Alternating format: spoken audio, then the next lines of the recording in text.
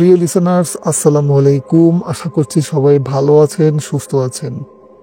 দেখতে দেখতে 2024 সালের আমরা শেষ সময়ে চলে এসেছি। 2024 সালের শেষ এপিসোডটি আজকে আমরা আপনাদের সঙ্গে শেয়ার করব। আশা করছি এই ঘটনাটি আপনাদের বেশ ভালো লাগবে। বছরের শেষ এপিসোড হবার কারণে আমরা বেশ কয়েকটি ভয়ানক অদ্ভুত টাইপের ঘটনাগুলি বাছাই করে আপনাদের সাথে আজকে শেয়ার করব। আমি গ্যারান্টি দিয়ে বলতে পারি আজকের এই ঘটনাগুলি আপনাদের অনেক বেশি ভালো লাগবে। ঘটনা শুরু করার আগে কিছু কথা বলে নিচ্ছি। যারা আমাদের চ্যানেলটি এখনও সাবস্ক্রাইব করেননি, প্লিজ আমাদের চ্যানেলটি সাবস্ক্রাইব করবেন। আর প্রতিটি ভিডিওতে লাইক কমেন্টের মাধ্যমে আপনাদের মূল্যবান মতামতগুলো জানাবেন। চাইলে আমাদেরকে ঘটনা পাঠাতে পারেন। আমাদের কাছে ঘটনা পাঠানোর ঠিকানা bhuterbhoybd@gmail.com। এই ঠিকানায় আপনারা ঘটনা পাঠাতে পারেন। প্রিয় লিসেনার্স, চলুন কথা না বাড়িয়ে মূল ঘটনায় চলে যাই। প্রিয় লিসেনার্স, এখন যে ঘটনাটি আপনাদের সাথে শেয়ার করব, এই ঘটনাটি আমাদেরকে পাঠিয়েছেন মোস্তাফিজুর রহমান ভাই। উনি ঢাকার একটি বেসরকারি ব্যাংকের প্রিন্সিপাল অফিসার হিসেবে কর্মরত রয়েছেন। আর এই ঘটনাটি মূলত তার সঙ্গেই ঘটেছিল। ঘটনাটি সিরাজগঞ্জ জেলার শাহজাদপুর উপজেলার যুগনিদহ গ্রামের মধ্যে এই ঘটনাটি ঘটেছিল। ঘটনাটি 1995 সালের বর্ষার মাসে এই ঘটনাটি ঘটে। ওই সময় এই মোস্তাফিজুর রহমান ভাই ইন্টারমিডিয়েটের একজন স্টুডেন্ট ছিলেন। ওই সময় তাদের গ্রামের বাড়িতে তাদের বেশ কয়েকটি গরু মহিষ ছিল, আর সেগুলো পালন বা পরিচর্যা করার জন্য একজন রাখাল নিয়োজিত ছিলেন। যেহেতু তিনি ইন্টারমিডিয়েটের স্টুডেন্ট ছিলেন আর ওই সময় তিনি গ্রামে অবস্থান করতেন, তাই পড়াশোনার ফাঁকে মাঝে মধ্যে তাদের বাড়ির ওই রাখালকে নিয়ে বিভিন্ন সময় তিনি মাছ ধরতে যেতেন। তো ঘটনার দিনে এই মোস্তাফিজুর রহমান ভাই তাদের বাড়ির ওই রাখাল ছেলেটিকে নিয়ে তাদের বাড়ি থেকে একটু দূরের একটি জায়গাতে মাছ ধরতে যান। তারা যে জায়গাটিতে মাছ ধরতে গিয়েছিলেন সেই জায়গার বর্ণনা লিসনারদেরকে দিয়ে রাখছি, তাহলে ঘটনা বুঝতে সুবিধা হবে। তাদের গ্রামেরই একটি পাশে মধ্যপাড়া নামে একটি জায়গা রয়েছে। ওই জায়গাটিতে তারা মূলত মাছ ধরতে গিয়েছিলেন। ওই জায়গাটি ছিল খুবই ভয়ানক। দিনের বেলাও ওই জায়গাটিতে মানুষ একা যেতে ভয় পেত। আর ওই জায়গাটিতে রয়েছে বিশাল একটি পুকুর, তার পাশেই রয়েছে বিশাল একটি বাঁশঝাড় এবং কয়েকটি শেওড়া গাছ।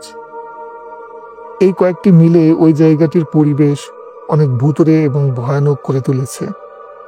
তো ঘটনার দিনে তখন মাগরিবের আজান দিয়েছে বা দিবে, এরকম একটি সময়ে তারা মাছ মারতে যান। যেহেতু বর্ষার সময় ছিল, তাই তারা বাড়ি থেকে একটি কলা গাছের ভেলা তৈরি করে। কলা গাছের ভেলা তো আমরা অনেকেই চিনি, বা যারা চেনেন না তাদের বলছি, গ্রাম্য ভাষায় ওই জিনিসগুলোকে কলার ভেলাই বলা হয়। মানে কয়েকটি কলা গাছ কেটে ওই কলা গাছগুলোকে দড়ি দিয়ে বাঁশের মাধ্যমে বেঁধে নিলে ওর উপরে 2-3 জন মানুষ অনায়াসে চলাফেরা বা বিভিন্ন কাজ সেরে নিতে পারে। এরকম একটি কলার ভেলা তৈরি করে মোস্তাফিজুর রহমান ভাই এবং ওই রাখাল ছেলেটি মাছ মারার উদ্দেশ্যে রওনা দিলেন। তো তারা ওই জায়গাটিতে যখন পৌঁছালো তখন অলরেডি মাগরিবের আজান দিয়ে ফেলেছে, কিন্তু চারিপাশে তখনও পর্যাপ্ত পরিমাণ আলো ছিল। কারণ মাগরিবের আজান দেওয়ার পরেও কিন্তু চারিপাশে বেশ একটা আলো আমরা লক্ষ্য করতে পারি। মানে তখনও অনেকটা আলো চারপাশে দেখা যায়। বর্ষার ওই সময়গুলোতে প্রচুর বড় বড় মাছ পাওয়া যেত, আর এই বড় মাছগুলো মূলত বড়শির মাধ্যমে তারা ধরত। ওই সময় ছোট মাছের মাধ্যমেই বড় মাছ শিকার করে থাকেন।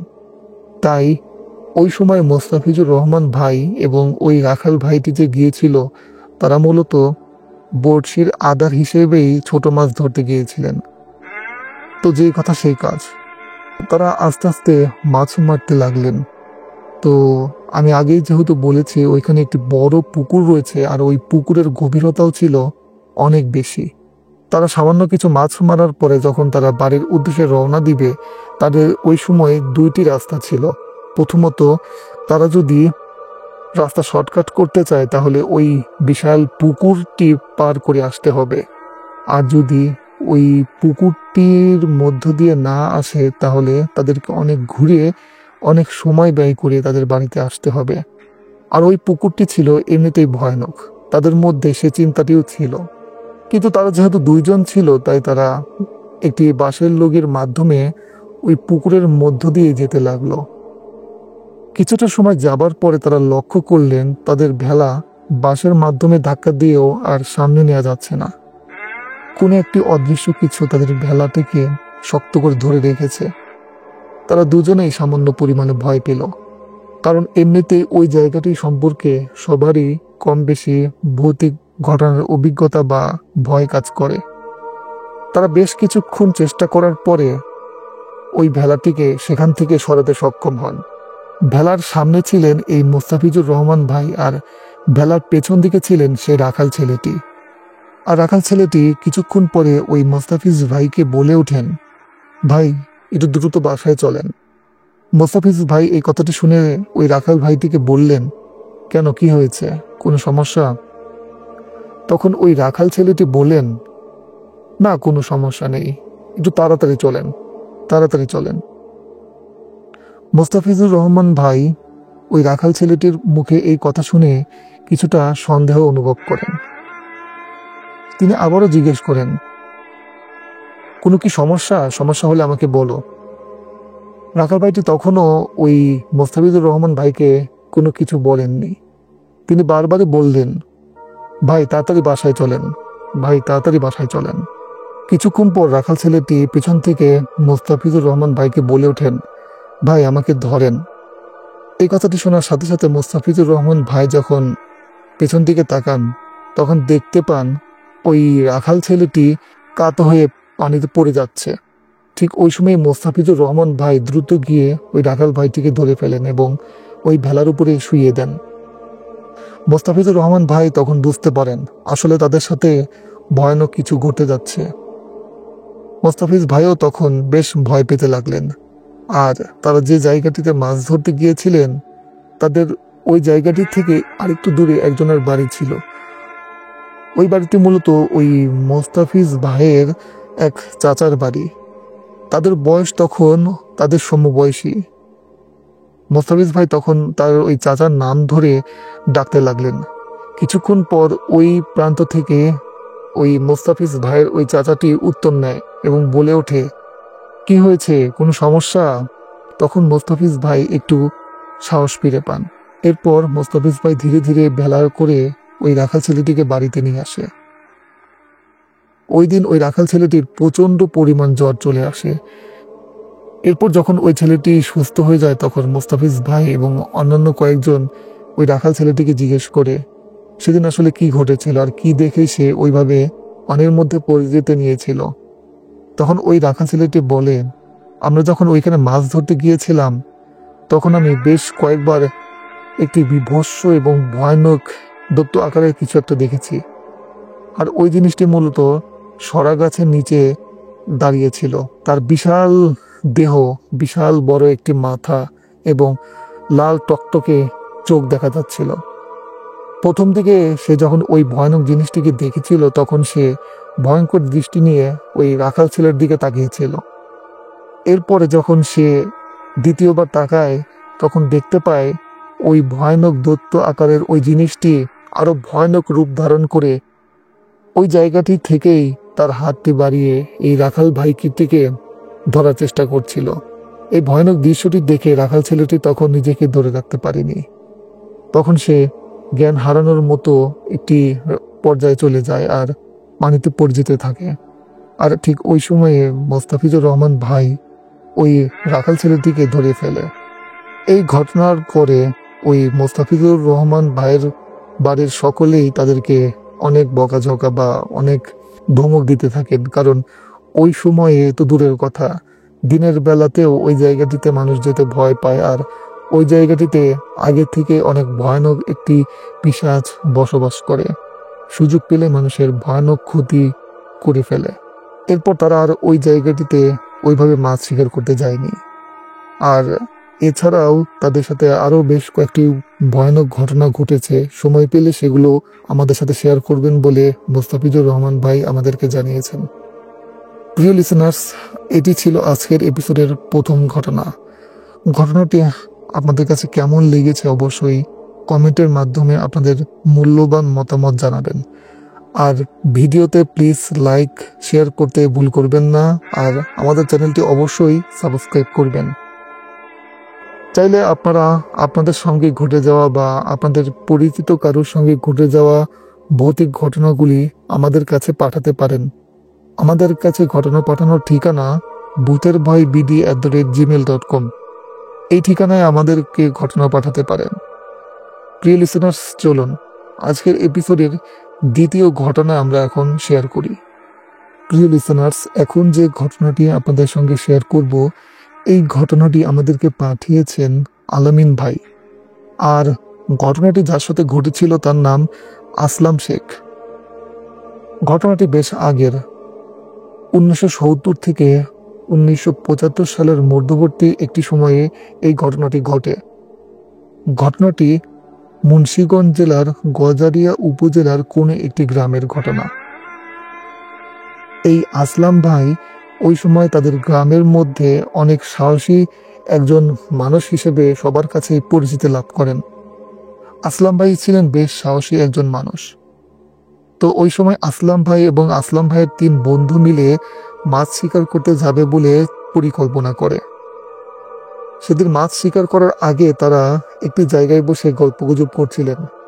তাদের মধ্যে একজন বলে ওঠেন, মাছ শিকার করার জন্য একটি জিনিস যদি সঙ্গে নিয়ে যাওয়া হয় তাহলে নাকি অনেক বেশি পরিমাণে মাছ পাওয়া যায়। তো আসলাম ভাই তখন তাকে বলে ওঠেন, কি সেই জিনিস? তখন তাদের সাথে থাকা এক বন্ধু বলে ওঠেন, হিন্দু ধর্মের মানুষদেরকে যে দাহ করা হয় আর মানুষের একটি বিশেষ অঙ্গ রয়েছে, যেরকম নাভির নিচের অংশের যে ভুঁড়ি রয়েছে, এই জিনিসটি কখনো পোড়ানো যায় না বা পোড়ে না। ওই জিনিসটি নিয়ে নাকি মাছ শিকার করতে গেলে অনেক বড় বড় মাছ শিকার করা যায়। আসলাম ভাই এই কথাটি শুনে তার মধ্যে একটি চিন্তার চেতনা তৈরি হয়। আসলাম ভাই চিন্তা করেন, আমি তাহলে ওই জিনিসটি সংগ্রহ করে মাছ শিকার করতে যাব। আসলাম ভাই এই কথাটি চিন্তা করে তাদের বন্ধুদের সাথে এই কথাটি শেয়ার করে। এই কথাটি আসলাম ভাইয়ের বন্ধুরা শুনে আসলাম ভাইকে এক বাক্যে বলে দেয়, কখনোই নয়, এটি কখনোই ভালো কিছু হতে পারে না। কিন্তু আসলাম ভাই তার দিক থেকে তাদের বন্ধুদেরকে বারবারই বলছিলেন, কি সমস্যা, এটা করলে কি সমস্যা, আর যা করার আমি করব, তোরা শুধু আমার সঙ্গে থাকবি। কিন্তু কোনোভাবেই আসলাম ভাইয়ের ওই বন্ধুরা এই জিনিসটি সম্পর্কে সম্মতি দিচ্ছিলেন না। তারা এক বাক্যে বলছিলেন, এই কাজটি করলে অনেক ভয়ানক কিছু ঘটে যেতে পারে। তো আসলাম ভাই বললেন, চলো আমরা তাহলে একটি কবিরাজের কাছে যাই এবং এই সম্পর্কে আরো বিস্তারিত তথ্য আমরা জেনে আসি। আসলাম ভাইয়ের ওই 2 বন্ধুর মত না থাকা সত্ত্বেও আসলাম ভাইয়ের সাথে তারা তখন একটি কবিরাজের কাছে গিয়েছিলেন। সময়টি ছিল তখন ঈশান নামাজের পরবর্তী একটি সময়। আসলাম ভাই একটি কবিরাজের কাছে গিয়ে ডাকতে থাকেন। কিছুক্ষণ পর একজন কবিরাজ বের হয়ে এসে তাদেরকে বলতে থাকেন, কি বাপু, কি সমস্যা তোমাদের, কেউ কি অসুস্থ হয়েছে? তখন এই আসলাম ভাই ওই কবিরাজকে বলেন, না, কেউ অসুস্থ হয়নি, একটি বিষয় নিয়ে আপনার সাথে কথা বলতে এসেছি। তখন ওই কবিরাজটি ওই 3 বন্ধুদের উদ্দেশ্যে বলেন, না বাপু, আমি কোনো জাদুটানা করতে পারবো না বা কোনো কালো জাদু করতে পারবো না, আমি এগুলো ছেড়ে দিয়েছি। আসলাম ভাই আবারও বললেন, আরে না, এরকম কোনো কিছুই নয়, আমরা আসলে মাছ শিকার করতে যাব, তাই একটি বিষয় জানতে এসেছি। তখন ওই কবিরাজটি বলেন, আচ্ছা কি হয়েছে বলো। তখন এই আসলাম ভাই শুরু থেকে শেষ পর্যন্ত এই বিষয়টি খুলে বললেন। তখন কবিরাজটি বলেন, তোমরা যেটি শুনেছ সেটি আসলে সত্য, কিন্তু একটু 19-20 হলেই ভয়ানক বিপদ ঘটতে পারে। তোমরা এমনিতে যেভাবে মাছ ধরছো সেভাবে মাছ ধরো, এই জিনিসটি নিয়ে তোমাদের কোনো মাথা ঘাটাতে হবে না, শেষে তোমরা বিপদে পড়ে যাবা। কিন্তু আসলাম ভাই ছিলেন খুবই সাহসী একজন ব্যক্তি। আর এই সাহসের কারণে সে বারবার বলছিলেন, কি করতে হবে আমাকে বলুন, কোনো সমস্যা নেই, আমি করতে পারবো। অনেক জোরাজুরির পরে এই কবিরাজটি রাজি হয় এবং ওই আসলাম ভাইকে একটি পরামর্শ দেয়। কবিরাজটি এই আসলাম ভাইকে উদ্দেশ্য করে বলেন, যখন শ্মশান ঘাটে কোনো মানুষকে দাহ করা হয় তখন মানুষের এই কয়েকটি বিশেষ জিনিস কখনোই পুরানো সম্ভব হয় না। তার মধ্যে হাবের নিচের অংশের যে ভুঁড়িটি রয়েছে এটি কখনো পুরানো সম্ভব হয় না। এই জিনিসটি পোড়াতে চাইলে প্রচুর পরিমাণে কাঠের প্রয়োজন হয়, আর না পোড়ানো সম্ভব হলে ওই জিনিসটিকে একটি পাত্রে অথবা পানির মধ্যে নিচে ভাসিয়ে দেওয়া হয়। তুমি যদি ওই জিনিসটি শ্মশানঘাট থেকে নিয়ে আসতে পারো তাহলে তুমি অনেক মাছ ধরতে পারবা। এইভাবে আরো বেশ কিছু জিনিস এই আসলাম ভাইকে কবিরাজটি শিখিয়ে দেয়।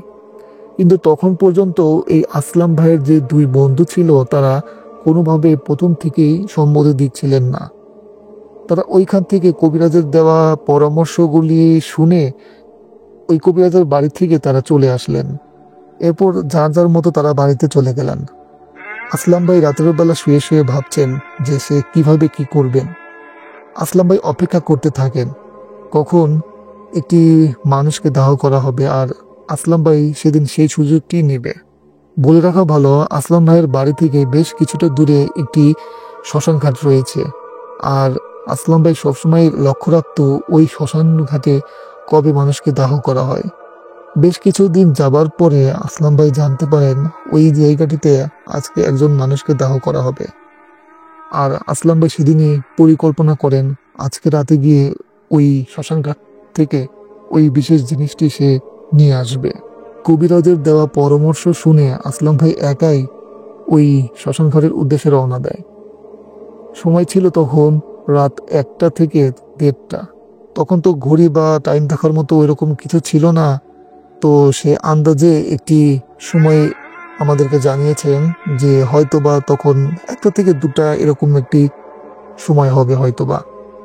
তো চারিপাশের নিশ্চুপ পরিবেশ, ঝিঝি পোকার ডাক, পরিবেশটি কেমন যেন একটু ভয়ানক বা ভূতের লাগছিল। আসলাম ভাই এর মধ্যে তেমন কোনো ভয় করেননি। একসময় আসলাম ভাই শ্মশান ঘাটেও পৌঁছে যান। আর সেখানে গিয়ে যে জায়গাটিতে ওই মানুষটিকে দাহ করা হয়েছিল ওই জায়গাটিতে আসলাম ভাই খুঁজতে থাকেন ওই বিশেষ জিনিসটি। অনেক খোঁজাখুঁজির পরেও আসলাম ভাই কিছু খুঁজে পান না। এরপর একটু জায়গায় আসলাম ভাই কিছু ছাই দেখতে পান, সেখানেও সে হাত দিয়ে খোঁজাখুঁজি করছিলেন, কিন্তু সেখানেও সে কোনো কিছুই খুঁজে পাচ্ছিলেন না। অনেক খোঁজার পরেও যখন আসলাম ভাই কিছু পাচ্ছিলেন না তখন আসলাম ভাই চিন্তা করেন আমি এখন বাড়ি ফিরে যাই। ঠিক ওই মুহূর্তে আসলাম ভাই দেখতে পান আরেকটু পাশেই একটি কলসি রয়েছে। এরপর আসলাম ভাই ওই কলসটি নিয়ে দেখতে থাকেন এর মধ্যে কিছু রয়েছে কিনা। তিনি কলসটির মধ্যে হাত দেন এবং কিছু একটা আছে বলে অনুভব করতে পারেন। সে যখন কলসটি উল্টা পড়ে দুদিকে ছুঁড়ে মারে তখন ভিতর থেকে একটি হাড় টাইপের কিছুর একটি জিনিস বের হয়ে আসে। আর ওই বিশেষ জিনিসটি সহ ওই হাড়টি নিয়ে আসলাম ভাই বাড়ির উদ্দেশ্যে চলে আসেন। আসলাম ভাইয়ের মধ্যে তখন প্রচন্ড পরিমাণে উত্তেজনা কাজ করছিলেন, কারণ এতদিন শুনেছিলেন যে এই বিশেষ জিনিসটি নিয়ে নাকি অনেক বড় বড় মাছ শিকার করা যায়। তাই তিনি তখনই একটি বড় মশাল তৈরি করে ফেললেন আর ওই রাত্রে তিনি মাছ ধরার উদ্দেশ্যে রওনা হলেন। আসলাম ভাই এরপরে তাদের গ্রাম থেকে একটু দূরে বটতলার মোড় নামে একটি জায়গা রয়েছে। এখন অবশ্য ওই জায়গাটিতে কোনো বট গাছ বা কোনো কিছু নেই, কিন্তু ওই জায়গাটিকে এখনো সবাই বটতলার মোড় হিসেবেই চেনে। সেখানে তিনি মাছ ধরতে যান। তখন ছিল বর্ষার শুরুর সময় আর পানিও ছিল বেশ স্বচ্ছ। পানির নিচের যে ধানের কাটা গোড়া সেগুলো দেখা যাচ্ছিল স্পষ্ট। তিনি অন্যান্য দিনের মতো মাছ শিকার করতে লাগলেন, কিন্তু তিনি লক্ষ্য করলেন স্বাভাবিক দিনে যেমন মাছ শিকার করেন ট্যাংরা, পুঁটি, শৈল মাছ, এরকম ছোট টাইপের মাছই সে বারবার পাচ্ছিলেন, কিন্তু বড় কোনো মাছ তখন পর্যন্ত তিনি ধরতে পাচ্ছেন না। তিনি ভাবলেন ধুর, এত কষ্ট করে এত রিস্ক নিয়ে এত ভয়ানক কাজ করলাম, কিন্তু বড় কোনো মাছ এখন পর্যন্ত আমি ধরতে পারলাম না, তাহলে কি এগুলো সব ভুল? যখন এই কথাগুলো বলে সে বাড়ির উদ্দেশ্যে রওনা দিবে, ঠিক তখনই শুনতে পেল দূরের থেকে কিছু একটি বড় টাইপের কিছু পানির মধ্যে লাফালাফি করছে। তিনি অনেক খোঁজাখুঁজির পরে দেখতে পান তার থেকে একটু দূরে 15 থেকে 16 কেজি ওজনের বিশাল একটি বল মাছ নড়াচড়া করছে, আর মাছের শব্দে তিনি পাচ্ছিলেন। আসলাম ভাই এই মাছ দেখে তো বেশ খুশি হয়ে যায়। সে চিন্তা করলেন, আমি ওই মাছটিকে এখন ধরে ফেলবো। এই উদ্দেশ্য করে তিনি তার হাতে থাকা ওই ট্যাটাটি দিয়ে ওই মাছটির দিকে ছুরি মারলেন। প্রথম দিকে ওই ট্যাটাটি ওই মাছটির লেজের কাছাকাছি গিয়ে লেগে যায়। সামান্য পরিমাণে লাগার কারণে ওই মাছটি তখন ওই জায়গাটি থেকে চলে যায়। আবার বেশ কিছু সময় এই আসলাম ভাই ওই মাছটি খুঁজতে থাকে। অনেক খোঁজাখুঁজির পরে আরেকটি জায়গায় ওই মাছটিকে দেখতে পায়। এবার আসলাম ভাই ধীরে ধীরে ওই মাছটির কাছাকাছি গিয়ে ওই মাছটির পেট বরাবর ওই ট্যাটারি দিয়ে আঘাত করে। এবার ওই মাছটির ঠিক পেট বরাবর ওই ট্যাটাটি গিয়ে লাগে, আর অনেক সময় ওই মাছটি নড়াচড়া করতে থাকে। আসলাম ভাই বেশ কিছু সময় ওই ট্যাটাটি দিয়ে ওই মাছটিকে ধরে রাখেন। মাছটি মারা যায় তখন আসলাম ভাই ওই মাছটিকে ঘাড়ে তুলে বাড়ির উদ্দেশ্যে রওনা দেয়। কিছুটা সময় আসলাম ভাই যাবার পরে পিছন থেকে গম্ভীর কণ্ঠে আসলাম ভাইয়ের নাম ধরে একজন ডেকে ওঠেন এবং বলেন, কিরে আসলাম, কোথায় যাচ্ছিস? তখন আসলাম ভাই পিছন দিকে ঘুরে তাকান এবং দেখতে পান আলখিল্লা পরে একজন মানুষ টাইপের কিছু একটি দাঁড়িয়ে তাকে ডাকছেন। আসলাম ভাই বললেন, কি ব্যাপার, কে আপনি? আর আপনার কণ্ঠ শুনে তো মনে হচ্ছে না যে আপনি এই গ্রামের কেউ। তখন ওই জিনিসটি আবার আসলাম ভাইকে উদ্দেশ্য করে বলেন, কিরে আসলাম, তুই তো অনেক বড় মাছ ধরে ফেলেছিস। তখন আসলাম ভাই বলে, হ্যাঁ বাপু, অনেক বড় মাছ ধরেছি, আর এই মাছটি অনেক মজা করে খাবো। তখন ওই জিনিসটি আসলাম ভাইকে উদ্দেশ্য করে বলেন, তুই এই মাছটি আমাকে দিয়ে যা। আসলাম ভাই তখন ওই অবয়বটিকে উদ্দেশ্য করে বলেন, আমি তো এই মাছটি তোমাকে দিতে পারবো না, আমি বহুদিন পরে এত বড় একটি মাছ ধরেছি, তোমার খেতে মন চায় তুমি কালকে আমার বাড়িতে এসো, তোমার দাওয়াত রইল, কিন্তু মাছ আমি তোমাকে দিয়ে যেতে পারবো না। তখন ওই অবয়বটি আসলাম ভাইকে উদ্দেশ্য করে বলেন, মাছটি আমাকে দিয়ে যেতেই হবে, নয়তো তোর ক্ষতি হবে। এই কথাটি বলে যখন ওই অবয়বটি এই আসলাম ভাইয়ের দিকে আসতে থাকে, তখন আসলাম ভাই ওই জিনিসটিকে উদ্দেশ্য করে বলেন, আর এক পা সামনে আসবি না, আর একটু সামনে আসলেই কিন্তু এই ডেটাটি তোর গায়ে নিক্ষেপ করব। কিন্তু তারপরেও ওই অবয়বটি আসলাম ভাইয়ের দিকে আসতে থাকে এবং আসলাম ভাইয়ের সাথে ধস্তাধস্তি শুরু হয়।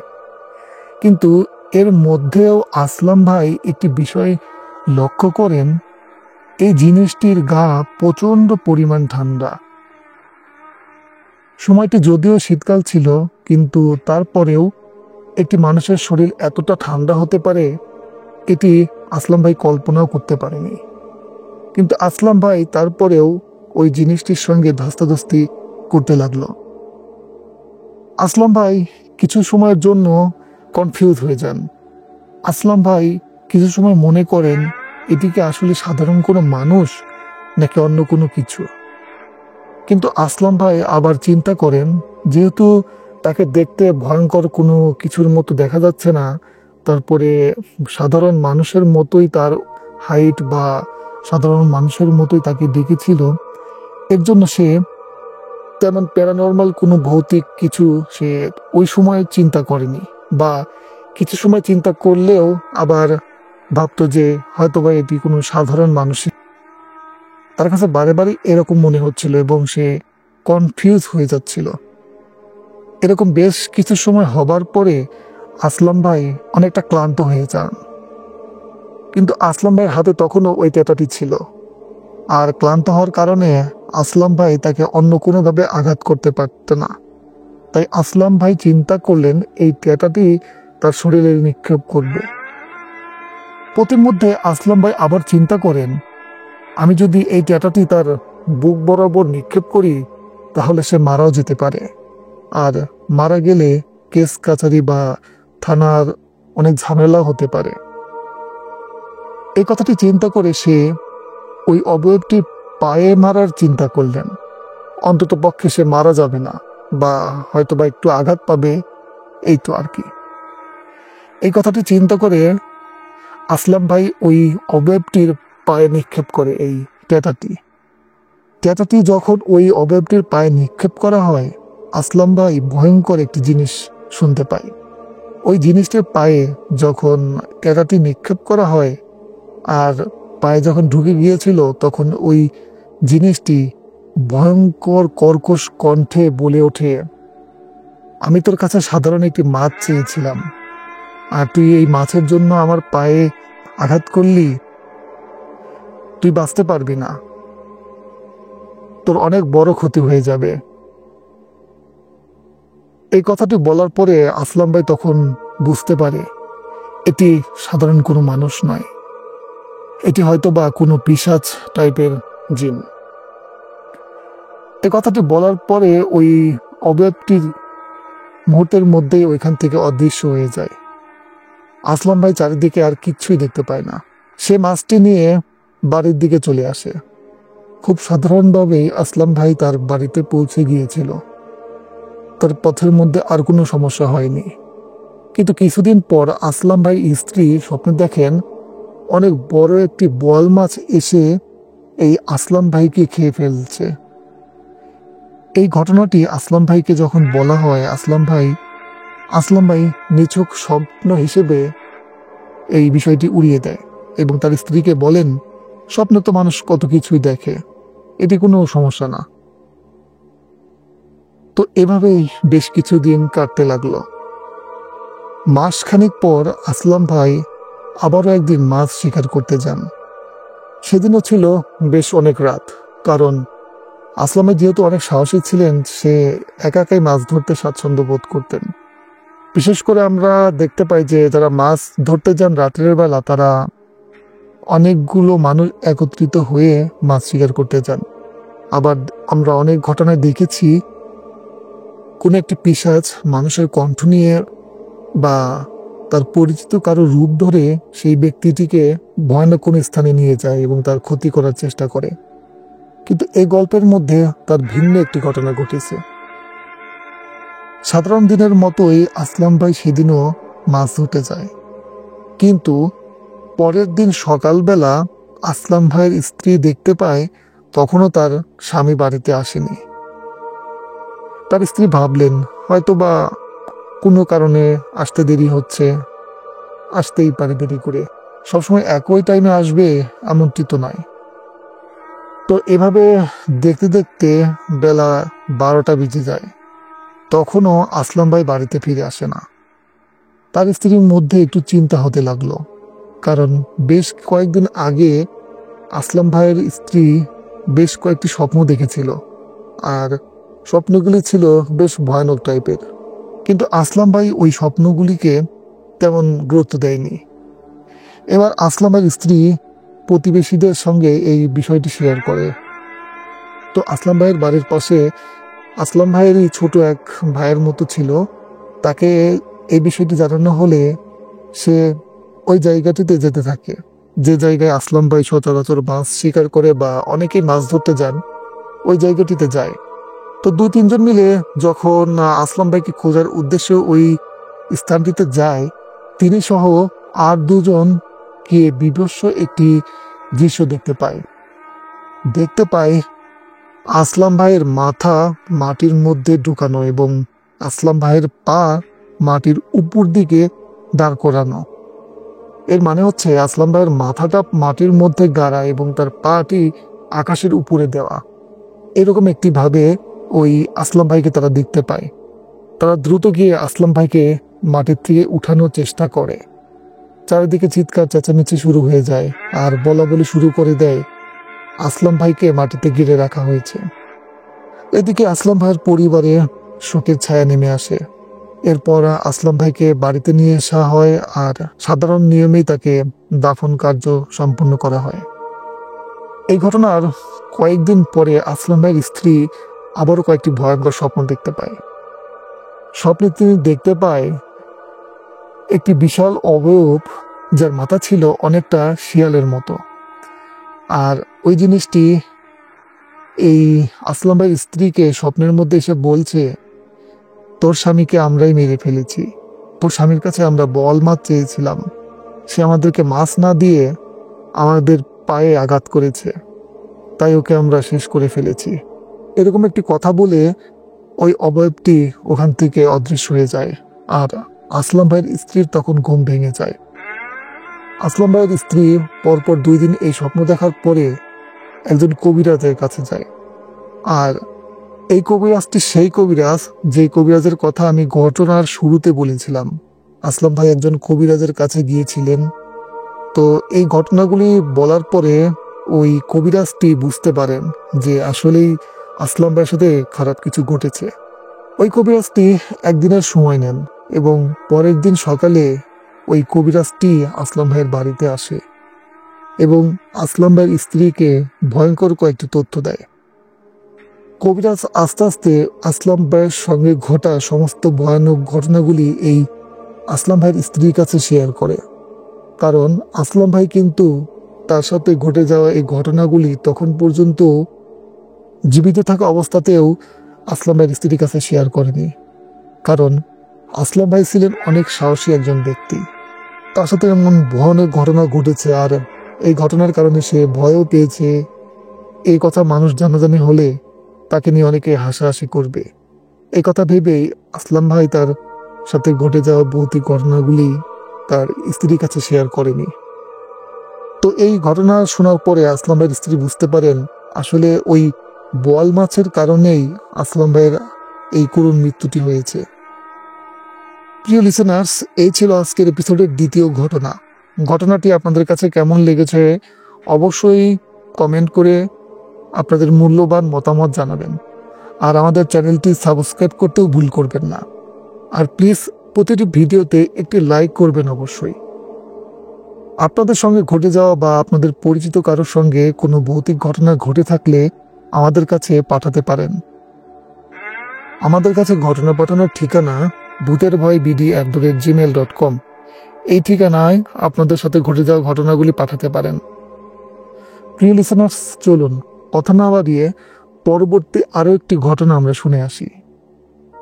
প্রিয় লিসেনার্স, এখন যে ঘটনাটি আপনাদের সাথে শেয়ার করব, এই ঘটনাটি আমাদেরকে পাঠিয়েছেন করিম মিয়া।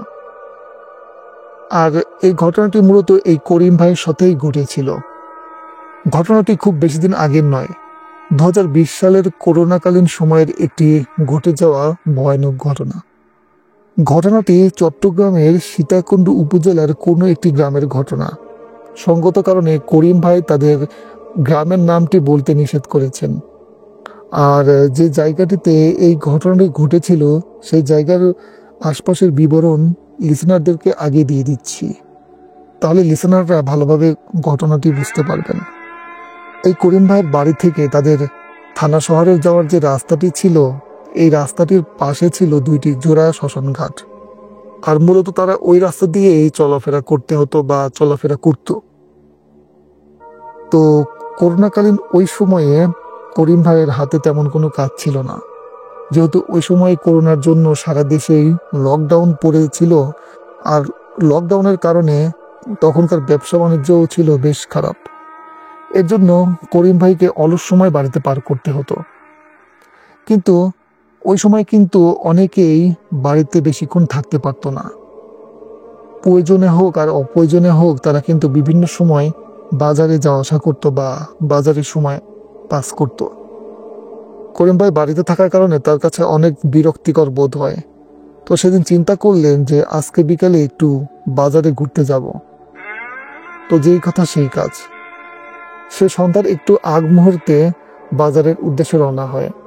আর তাদের গ্রাম থেকে তাদের ওই বাজারের রাস্তাটি ছিল প্রায় 5 কিলোমিটারের রাস্তা। লকডাউনের কারণে খুব বেশি সময় বাজারেও সে থাকতে পারেনি। মাগরিবের আজান দেওয়ার পরপরই সে বাড়ির উদ্দেশ্যে রওনা হলেন। সময়টি তখনও ছিল বেশ আলোময়, মানে হচ্ছে মাগরিবের আজান দেওয়ার পরেও কিন্তু আমরা প্রকৃতির মাঝে কিছুটা আলো দেখতে পাই। তারপরে 5 মিনিট পরে সে আলোটা আর থাকে না, মানে অন্ধকার হয়ে যায় আর কি। তো সে সাইকেল করে আসছিলেন। 1 কি 2 কিলোমিটার আসার পরে তার সাইকেলের চেন ছিঁড়ে যায়। সাইকেলের চেন ছেঁড়ার কারণে সে ওই জায়গা থেকে আর পেছন দিকে যেতে পারেনি। কারণ যেহেতু লকডাউন চলছিল আর বাজারে সব দোকানপাটই ছিল বন্ধ, তাই সে চিন্তা করলো চেন ছিঁড়ে গিয়েছে, আমাকে এখন বাজারে গিয়েও কোনো লাভ নেই, কারণ বাজারের সব দোকানপাটই এখন বন্ধ পাবো। তাই সে চেনগুলো সাইকেলের ভিতর থেকে খুলে হাতে নিয়ে বাড়ির উদ্দেশ্যে হাঁটতে লাগলেন। সময়টি তখন মাগরিবের পরবর্তী সময় হলেও চারিদিকে কোনো মানুষের অস্তিত্ব ওই সময়ে ছিল না। করোনার জন্য রাস্তাঘাট ছিল একদমই জনশূন্য। 1 থেকে 2 কিলোমিটার হাঁটার পরে করিম ভাই সেই শ্মশান দুটোর কাছাকাছি চলে আসে।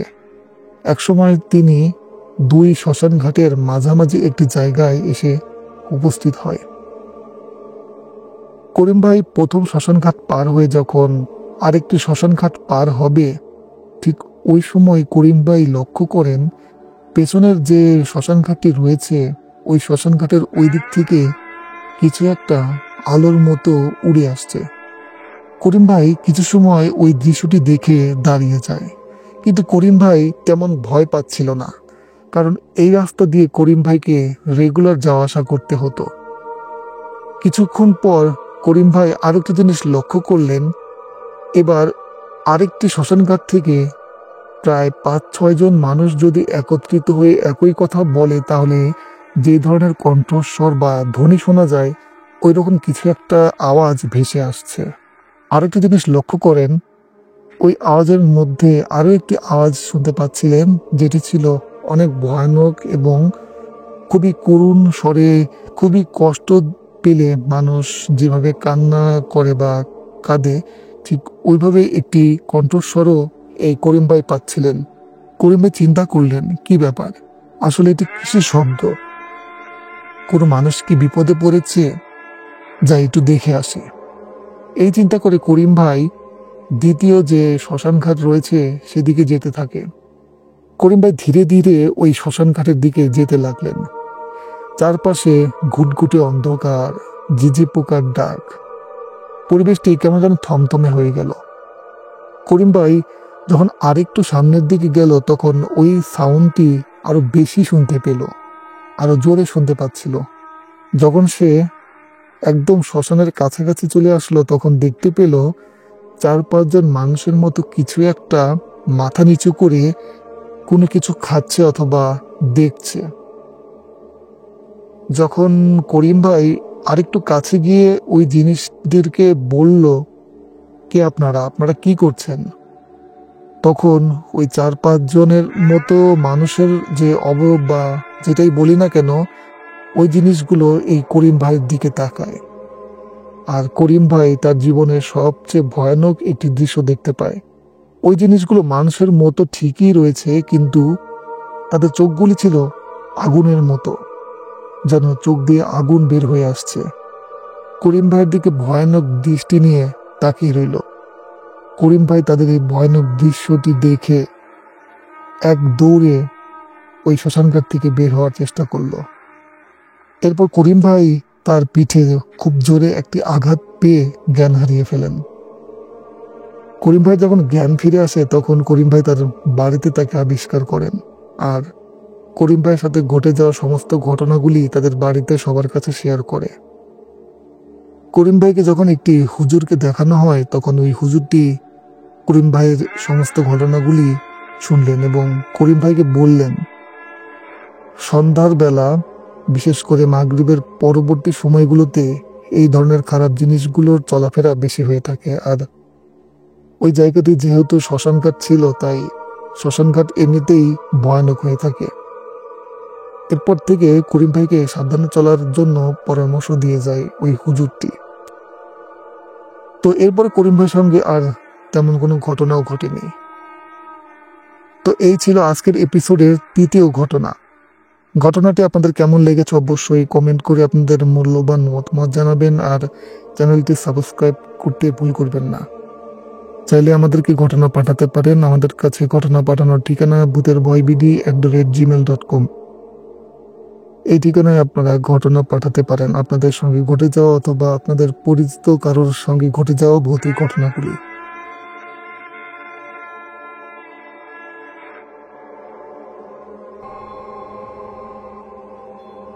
প্রিয় লিসেনার্স, এখন যে ঘটনাটি আপনাদের সাথে শেয়ার করব, এই ঘটনাটি আমাদেরকে পাঠিয়েছেন বাবর মোল্লা। ওনার বাসা নোয়াখালী জেলার বেগমগঞ্জ উপজেলার কোনো একটি গ্রামে। আর ঘটনাটি মূলত এই বাবর ভাইয়ের সাথেই ঘটেছিল। বাবর ভাই ছিলেন একজন মাদ্রাসা পড়ুয়া শিক্ষার্থী। সময়টি ছিল 2012 সাল। তখন সদ্য এসএসসি পরীক্ষা দেওয়ার পরে একটি লম্বা ছুটির মধ্যে সে পার করছিল। বিকালের দিকে বন্ধু বান্ধবদের সাথে আড্ডা দেওয়া, একটু ঘোরাফেরা করাই ছিল তার সেই সময়ের প্রধান কাজ। সে ছিল বেশ মেধাবী এবং ভালো মনের মানুষ। গ্রামের সকলেই তাকে পছন্দ করত। অন্যান্য দিনের মতোই সেদিনও অনেক বন্ধু বান্ধব মিলে তারা ঘুরতে বের হলো। ঘুরতে ঘুরতে তারা তাদের গ্রাম থেকে বেশ দূরে চলে আসে এবং সেখানেই সন্ধ্যা নেমে আসে। তারা পুনরায় আবার তাদের বাড়ির দিকে চলে আসতে শুরু করে। তারা ছিল মোট 5 জন। আসার পথে যাদের বাড়ি সামনে চলে আসে তারা তাদের বাড়িতে চলে যায়। এভাবে করতে করতে বাবর ভাই একা হয়ে যায়। বাবর ভাইয়ের বাড়িতে পৌঁছাতে হলে তাকে আরো 1 কিলোমিটার তাকে যেতে হবে। এই 1 কিলোমিটারের মধ্যে তেমন কোনো ভয়ানক জায়গা নেই, তবে একটি তেঁতুল গাছ নিয়ে তার ভয় ছিল। কারণ এর পূর্বেও অনেকে ওই তেঁতুল গাছের আশেপাশে এসে ভয় পেয়েছিল। সে যেহেতু মাদ্রাসা পড়ুয়া শিক্ষার্থী ছিল, সে বিভিন্ন দোয়া কালেমা জানত, এর জন্য ভয় সে কম পেত। তখন রাত বাজে প্রায় 8:30। গ্রামের পরিবেশ নির্জন নিলিবিলি। তখনকার সময়ে 8:30 মানে অনেক রাত। সময়টি যেহেতু শীতকালের ছিল, এর জন্য রাস্তায় তেমন কোনো লোকজন ছিল না। সে যেতে যেতে তেঁতুল গাছের কাছে চলে আসে। তেঁতুল গাছটি ক্রস করার পরে সে একটা জিনিস লক্ষ্য করল। তার মনে হচ্ছিল তার পেছন পেছন কে যেন আসছে। সে যখন পেছনে ঘুরে তাকালো তেমন কিছু দেখতে পেল না, কিন্তু যখনই সে সামনের দিকে তাকাবে তখনই সে লক্ষ্য করল তেঁতুল গাছের নিচে কিছু একটা শুয়ে আছে। সেটি আর কিছু না, সেটি একটি ছিল লাশ। কাফনে মোড়ানো একটি সাদা লাশ। যেহেতু জায়গাটি অন্ধকার ছিল আর কাফনের কাপড় যেহেতু সাদা হয়ে থাকে, তাই অন্ধকারের মধ্যেও আবছা আলোতে সে বুঝতে পেল এটি একটি লাশের অবয়ব। সে ভয় পেল, তবে খুব একটা ভয় পেল না। সে দোয়া কালেমা পড়ল এবং আবারও সামনের দিকে যেতে লাগলো। আরেকটু সামনে আসার পরে সে দেখতে পেল কে যেন তাকে পেছন থেকে ডাকছে। সে তাকালো না। দ্বিতীয়বার যখন ডাকলো তখন সে বুঝতে পেল তার পরিচিত এক বন্ধু তাকে ডাকছে। সে যখন পিছন দিকে তাকালো, তা দেখার মতো সে প্রস্তুত ছিল না। সে দেখতে পেল এই মাত্র যে বন্ধুদের সাথে সে ঘুরে আসলো তাদের মধ্যেই আরেকটি বন্ধু লাশ রূপে তার সামনে দাঁড়িয়ে। সে তো দেখে প্রচন্ড পরিমাণে এবার ভয় পেয়ে গেল। সে চোখ বন্ধ করে দৌড় দিল বাড়ির উদ্দেশ্যে। সে রাস্তায় হোঁচট খেয়ে পড়ে গেল এবং সেখানে সেন্সলেস হয়ে পড়ল। জ্ঞান ফেরার পরে সে দেখতে পেল সে তার বাড়িতে শুয়ে আছে। বাড়ির সবাই তাকে জিজ্ঞেস করলে সে বলল, আমি রাস্তায় পড়ে গিয়েছিলাম এবং আঘাত পেয়েই জ্ঞান হারিয়ে ফেলেছিলাম। সে পরিবারের উদ্দেশ্যে এই ঘটনাটি বললেনি। বললে হয়তো পরিবারের সকলে তাকে অনেক বকাঝকা করবে। এরপরে সে স্বাভাবিক হয়ে যায়। তার ওই বন্ধুর সাথে সে দেখা করে এবং সে সব ঘটনাগুলো খুলে বলে। তার বন্ধু বলে, আমি তো তোদের সাথে ঘুরে ফিরেই বাড়িতে গেলাম, এরপর আমি আর কোথাও বের হইনি, আমি বাড়িতেই ছিলাম। কয়দিন পর বাবর ভাই লক্ষ্য করে সে স্বপ্নের মধ্যেও বেশ কিছু আবোল তাবোল স্বপ্ন দেখছে, যেগুলোর কোনো ভিত্তি নেই। এরকম বেশ কিছুদিন যাবার পরে বাবর ভাই লক্ষ্য করল সে যেন কারণ ছাড়াই চমকে ওঠে এবং একটু সন্ধ্যা হলেই সে যেন কেমন একটা ভয়ের জগতে চলে যায়। আস্তে আস্তে সে শুকাতে থাকে। একসময় সে তার পরিবারকে জানায় এই ঘটনাগুলো। তখন পরিবারের সবাই তাকে অনেক বকাঝকা করে এবং তাকে একটি কবিরাজের কাছে নিয়ে যাওয়া হয়। কবিরাজ সবকিছু শুনে বলে, ওই জায়গাটি এমনিতেই হন্টেড, আর ওই তেঁতুল গাছে রয়েছে খারাপ জিন। সুযোগ পেলেই মানুষকে ভয় দেখায়, তবে মানুষের খুব একটা ক্ষতি করে না। আপনারা মসজিদে দান খয়রাত করুন, কিছু সাদকা দিন, ইনশাল্লাহ ঠিক হয়ে যাবে। তো বাবর ভাইয়ের পরিবার এই কাজটি করে এবং এরপরে আর কোনো ঘটনা বাবর ভাইয়ের সাথে ঘটেনি। প্রিয় লিসেনার্স, এই ছিল আজকের ঘটনা। ঘটনাটি আপনাদের কেমন লেগেছে অবশ্যই কমেন্ট করে আপনাদের মূল্যবান মতামত জানাবেন। আর এই চ্যানেলটি এখনো সাবস্ক্রাইব করে না থাকলে চ্যানেলটি অবশ্যই সাবস্ক্রাইব করবেন এবং পাশে থাকা বেল আইকনটি অন করে দিবেন। আমাদের প্রতিটি ঘটনা আপনারা অবশ্যই শেয়ার করবেন আপনাদের বন্ধুদের কাছে। আপনাদের বন্ধুদের সাথে বা তার কোনো পরিচিত মানুষের সাথে যদি কোনো ভৌতিক ঘটনা ঘটে থাকে তাহলে অবশ্যই আমাদেরকে জানাতে ভুলবেন না। আমরা কখনো চাই না কারোর সাথে এই ধরনের ঘটনা ঘটুক, তবে যার সাথে এই ঘটনাগুলো ঘটেছে আমরা চাই সেই ঘটনাগুলো আপনাদের কাছে শেয়ার করতে। ঘটনাগুলি বিশ্বাস করা না করা সম্পূর্ণই আপনার ব্যক্তিগত ব্যাপার, এখানে আমাদের কোনো কথা নেই।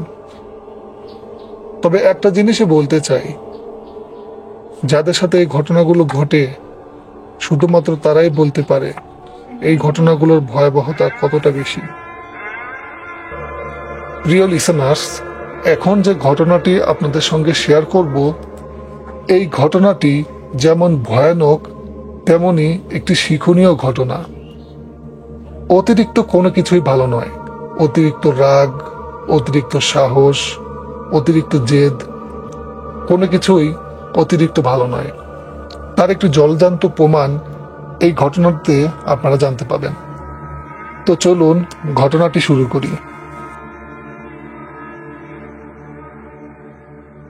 এই ঘটনাটি আমাদেরকে পাঠিয়েছেন ওয়াহিদ আব্দুল্লাহ, আর ঘটনাটি যার সঙ্গে ঘটেছিল তার নাম শামীম আহমেদ। ঘটনাটি 2008 সালের এপ্রিল অথবা মে কোন একটি মাসে সংঘটিত হয়েছিল। সময়টি ছিল বেশ গরমের একটি মাস। শামীম ভাই এবং শামীম ভাইয়ের কয়েকজন ভাই বন্ধু মিলে তাদের বাড়ির পাশে আড্ডা দিচ্ছিল। আরেকটি বিষয় আগে থেকে বলে রাখছি, শামীম ভাই ছিল অত্যন্ত সাহসী একজন ব্যক্তি। তাদের গ্রামের মধ্যে সাহসী ব্যক্তির নাম যদি ধরা হয় তাহলে এক বাক্যে এই শামীম ভাইয়ের নামটি উঠে আসতো। রাত নয় দিন নয়, যখন তখন সে যে কোনো জায়গায় একা যেতে পারত।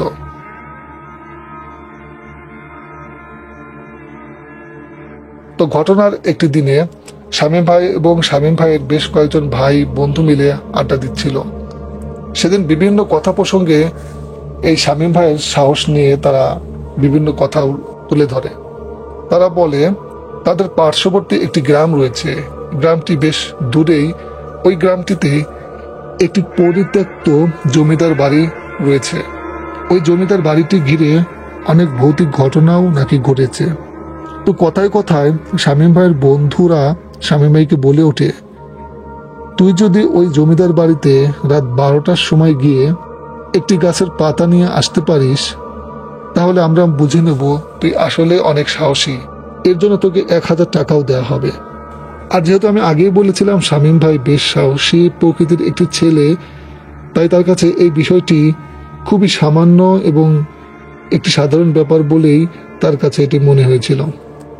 তো যেই কথা সেই কাজ। তার পরের দিন শামীম ভাই প্রস্তুতি নিয়ে আসে। সময়টি ছিল রাত 11টা।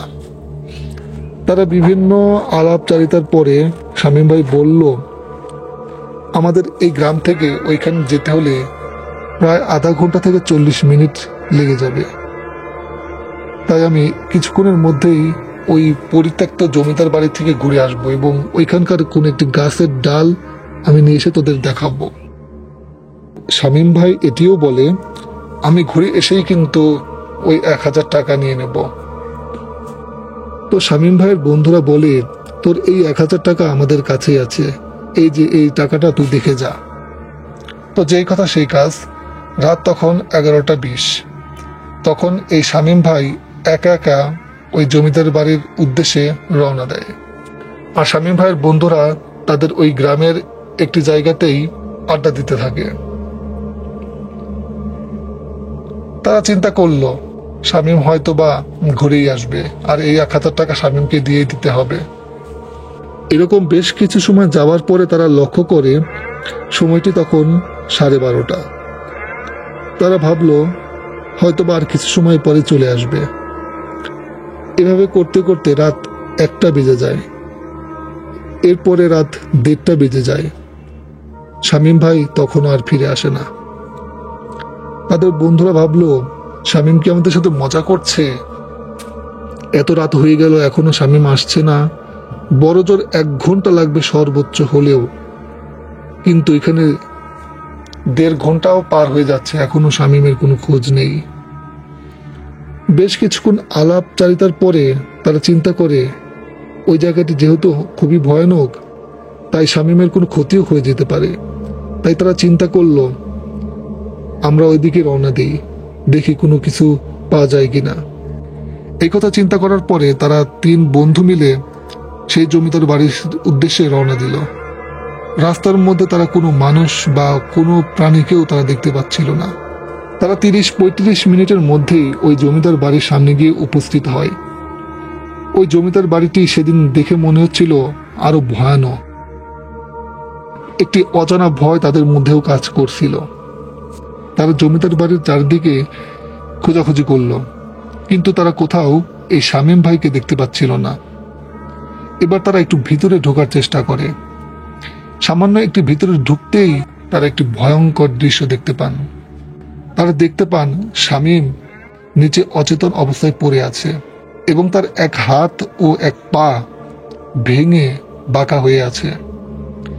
এই দৃশ্যটি দেখে তারা 3 জনই ভয় পেয়ে যায় এবং শামীমের কাছে গিয়ে শামীমকে তুলে বাইরে নিয়ে আসে। বাইরে আনার পর শামীমের জ্ঞান ফেরানোর চেষ্টা করে, কিন্তু তখনও শামীমের জ্ঞান ফিরছিল না। পরবর্তীতে 3 জন তারা ঘাড়ে করে তাদের বাড়ির পাশে থাকা একটি ডাক্তারের কাছে নিয়ে যায়। ডাক্তার শামীম ভাইয়ের সমস্ত কিছু দেখে বলে, এই ছেলেটির একটি হাত এবং পা একেবারে ভেঙে গুঁড়িয়ে দেওয়া হয়েছে। পরের দিন সকালে শামীমের বাড়িতে গিয়ে শামীমের কাছে এই ঘটনাটি জিজ্ঞেস করা হয়। শামীম তখন কোনো কথা বলছিল না।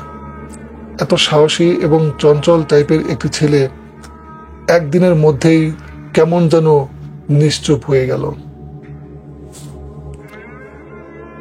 তারাও সেদিন আর তেমন কিছু তাকে জিজ্ঞাসা করেনি। তারা এটি বুঝেছিল শামীমের সঙ্গে খুব ভয়ানক কিছুই ঘটেছে। কয়েকদিন পরে এই শামীম ভাইয়ের বন্ধুরা যখন শামীমের কাছে আবারও যায়, তখন শামীম একটু একটু কথা বলতে পারছিল। আর তখনই শামীম ভাইয়ের বন্ধুরা এই শামীম ভাইকে বলে সেদিন আসলে কি ঘটেছিল।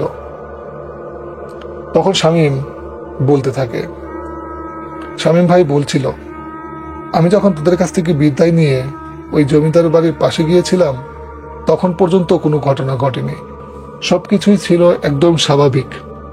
কিন্তু গাছের ডালটি যখন নিয়ে বের হব ঠিক ওই সময়ে আমার মনে হলো কেউ আমাকে ধরে প্রচন্ড জোরে এই সানের দেয়ালে আমাকে 3-4 বার আছাড় দিতে থাকে, আর এক সময় আমি জ্ঞান হারিয়ে ফেলি। আমি কোনো কিছু তখন দেখতে পাইনি, শুধু এটুকুই অনুভব করেছিলাম বিশাল বড় টাইপের কোনো লোমশ টাইপের হাত আমাকে ধরে কয়েকবার আছাড় দিয়েছে। আমি কিছু করার মতো পরিস্থিতি তখন ছিল না। এরপর আমি জ্ঞান হারিয়ে ফেলি। সাহস থাকা মানুষের ভালো, কিন্তু এত সাহস মানুষকে দেখানোটা কতটা যে বোকামি তার জলজান্ত প্রমাণ আমি নিজেই। আজ এত সাহস দেখিয়েছি বলেই আমার জীবনটা নষ্ট হয়ে গেল। এরপর শামীম ভাইয়ের সঙ্গে আর কোনো ভৌতিক ঘটনাও ঘটেনি, কিন্তু তার যে এই দুর্ঘটনা ঘটলো, এই দুর্ঘটনার দায় কে নেবে? শুধুমাত্র এই শামীম ভাইকে নিতে হবে। তাই আমি বলবো, কোনো বিষয় নিয়ে এতটা সাহসিকতা দেখানো উচিত নয়, বিশেষ করে ভৌতিক কোনো বিষয়ে। প্রিয় লিসেনার্স, এই ছিল আজকের এপিসোডের ঘটনাগুলি আপনাদের কেমন লেগেছে অবশ্যই ভিডিওতে একটি লাইক, কমেন্ট করে আপনাদের মূল্যবান মতামতগুলো জানাবেন। আপনারা কোন ধরনের ঘটনাগুলো বেশি শুনতে চান তাও আমাদেরকে কমেন্ট করে জানাতে পারেন। আপনাদের সঙ্গে ঘটে যাওয়া কোনো ভৌতিক ঘটনা অথবা আপনাদের পরিচিত কারোর সঙ্গে ঘটে যাওয়া ভৌতিক ঘটনাগুলি চাইলে আমাদের কাছে শেয়ার করতে পারেন। আমাদের কাছে ঘটনা পাঠাতে চাইলে আমাদের ইমেল অ্যাড্রেসে ঘটনা পাঠাতে হবে। আমাদের ইমেল অ্যাড্রেসটি হচ্ছে bhutervoybd@gmail.com। এই ইমেল অ্যাড্রেসে আপনারা ঘটনা পাঠাতে পারবেন। এই ঘটনাগুলি বিশ্বাস করা না করা সম্পূর্ণই আপনাদের ব্যক্তিগত ব্যাপার। এ বিষয়ে আমাদের কোনো মন্তব্য নেই। সকলেই ভালো থাকবেন, সুস্থ থাকবেন, আর পরবর্তী এপিসোড শোনার আমন্ত্রণ জানিয়ে আজকের মতো এখানেই বিদায় নিচ্ছি। আসসালামু আলাইকুম।